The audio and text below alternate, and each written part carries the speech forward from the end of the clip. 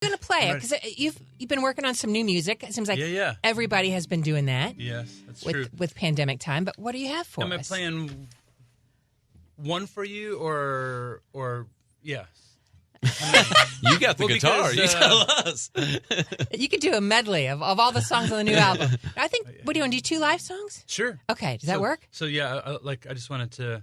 So I might. Yeah, I'm gonna do the new. We're about to release a new single. Of course, you know that. So you're on the inside track of all the music industry things, you know. But this was an important song for me, and one that I was really, really proud of. Like I would rank this in my own top 5 of songs that I'm the proudest of, because it was a very tricky, specific kind of lyric that we wanted to write, and it was because I think in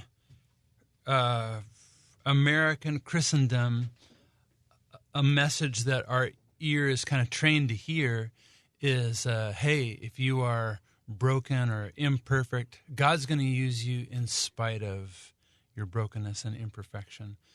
And you know, me having a speech handicap gave me an opportunity to share that with my audience for years, and I was grateful for that opportunity. However, I don't think that language is quite right. I don't think God uses us in spite of these things, but I actually think He uses us because of them. And so I wanted to do a song that kind of changed that language. I think that we so often hear what we've decided to hear, or hear what we're accustomed to hearing, and I wanted to write a song that might help kind of rewrite our programming for how we hear things, and shift the message to God uses us because of our limitations, not in spite of. So my speech has been an obvious example of that. But another example that might be relatable is that a couple other weaknesses I have are that I'm profoundly insecure and I'm a people pleaser.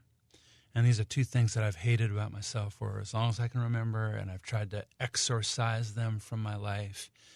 And then, you know, recently I realized, you know what, these aren't going anywhere. It's gotten better over the years, but I think this is just a part of being Jason Gray, is being an insecure people pleaser. And once I accepted it, then all of a sudden I could receive the gift of it, you know. Just like my speech, like I used to think my speech was a problem and God was going to have to heal me before He could use me.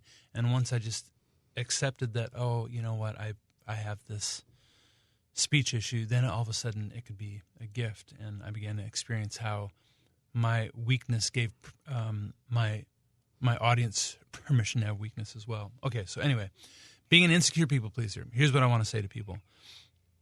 The gift of being an insecure people pleaser is that it means that, like, when I'm playing a concert, I really want everybody in the room to really like me. I'm anxious about it, right? Like, oh man, I hope they like me. And I hold that inside me as a kind of anxiety, which is so useful, because that means I can feel it. I'm so tuned into the emotion of the room that I can feel it if I'm losing the audience, or if I'm boring them, or if I've alienated them. I can feel it in my body as anxiety, and that means I can respond to it. I can switch up the songs. I can throw in a joke. I can do whatever has to be done to draw the audience back in, which means, like, you know, like if I were more quote unquote whole, I'd be like, I don't care what these people think. I'm going to sing and say whatever I want, you know. But it turns out that I have just enough insecurity and people pleasing to be useful to the Lord and effective in the work that He's given me. Man. And I wrote this song because I think so many of us, we spend so much time beating ourselves up for things about ourselves that we don't like, which is to say that we are holding hands with the accuser of the brethren who accuses us day and night. And I just want to say, you know, rather than joining in with that, there's something else I think we could do. We could bring these things about ourselves that we don't particularly like, and we can say, well, Lord, I bring these to you. They seem useless to me, but I wonder what you might do with them. And we might discover that they are a crucial piece of the puzzle of who God has made us to be, to do what He's given us to do in the world. And we can stop beating ourselves up, and we can get to work as God's craftsmanship, created in advance with good works to do. So this is what the song's about. It's called Bring It All of your insecurities, every bent and broken piece, even your anxiety might be the gifts that you need. Oh, you might be saying, wait a minute, Jason. I always feel like a rapper with that line because they put their names in the songs. You know? That's good. Pretty cool, right? Well done. You might be saying, wait a minute, Jason. Are you telling me my weakest places could really be where God's amazing grace lives? I know it's hard to believe, but just because you wouldn't choose it, well, doesn't mean he wouldn't use it. Some things are better when they're broken. You'll never know till you bring it all. You'll never know till you bring it all. Oh, look at me up on the stage. You'd never know I'm so afraid, but I believe that's what it takes to draw out the best I can give. Oh yeah, God knows how to use your fear of rejection, the way it tunes you in and fires up your engine. It becomes a gift the moment you accept it. So look at yourself and forgive your weakness. Just because you wouldn't choose it doesn't mean he wouldn't use it.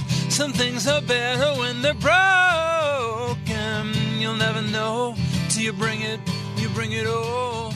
Even though you'd rather hide it, there's something beautiful inside it. So bring your heart and lay it open. You'll never know till you bring it all. Oh, come and bring it all, yeah. Oh, come and bring it all. Ooh, yeah. And I believe this is the wisdom of redemption. To be reborn doesn't mean a reinvention. His perfect will comes to life in imperfection when you give him all of you. Ooh, just because you wouldn't choose it doesn't mean he wouldn't use it. Some things are better when they're broken. You'll never know till you bring it all. And even though you'd rather hide it, there's something beautiful inside it. So bring your heart and lay it open. You'll never know till you bring it all. You'll never know till you bring it, yeah. You bring it all, yeah. Oh, so come and bring it all, yeah.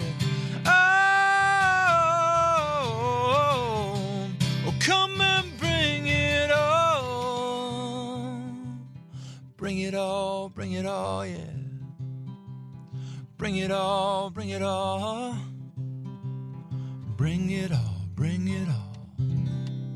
New from Jason Gray live in studio. I want to tell you how great that is, but I don't want to play into your people-pleasing ways. So we're going